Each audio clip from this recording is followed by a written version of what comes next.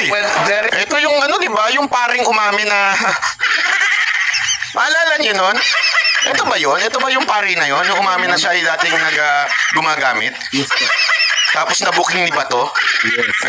So, naging pari ka na ano ka, gumagamit ka pa? Ganon. Naalala niyo? Ito ba yun? Pakisagot niya ako kung ito yun. is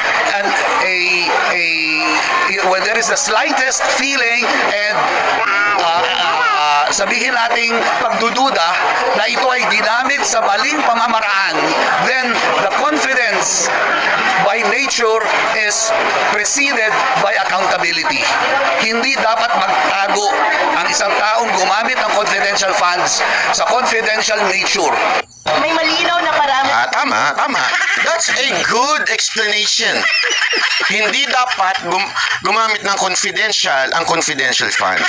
Puta shit. That's the best analogy ever.